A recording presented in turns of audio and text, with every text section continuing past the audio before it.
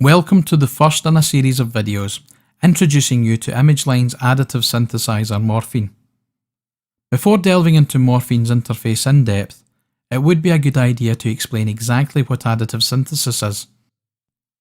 A large majority of synthesizers are based on subtractive synthesis, and it is a good likelihood that you may already have one or two of these in your software instrument collection. In fact, the first real modern synthesizers generated their sounds using this technique.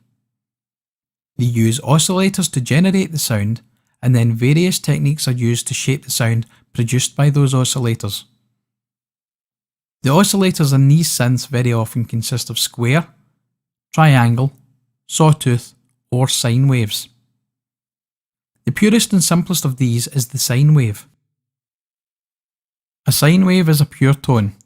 However, it was postulated back in the 19th century by Joseph Fourier that any waveform can be reproduced using an infinite number of sine waves of different frequencies, resulting in very complex waveforms that are very different from the simple sine waves that went to form them. Additive synthesis is based on this concept.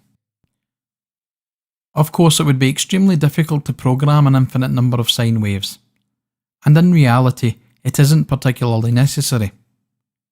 That being said, the more sine waves that you use, then the more accurately you can reproduce a specific sound.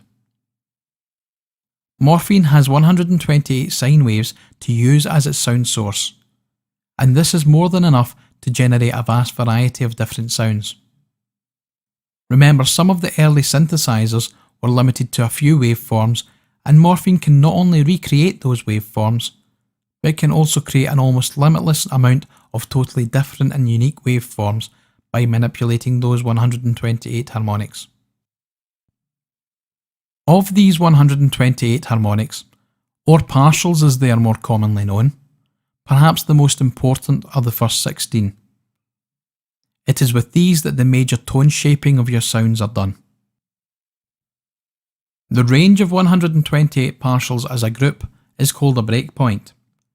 It is called a breakpoint because it isn't static. You can also adjust each of the partials individually over time by choosing to morph between two or more different breakpoints. This series of breakpoints is known as a spectrum. While you can create your own sounds from scratch using additive synthesis, it can be quite difficult to produce natural sounds in this way. In fact, additive synthesis has been characterized by the metallic and edgy sounds that it can produce, simply because creating metallic and edgy sounds is extremely easy to do.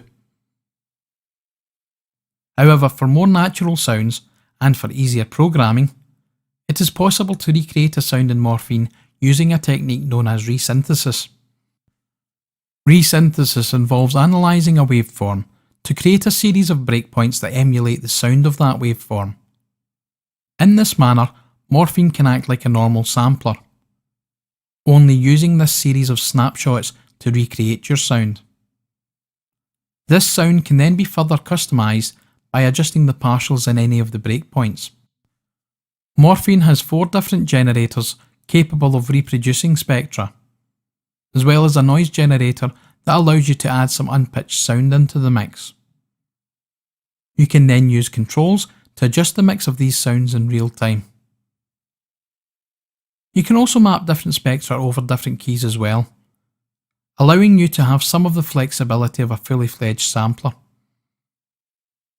The sounds are then passed through Morphine's digital sound processing before it is finally output to your host.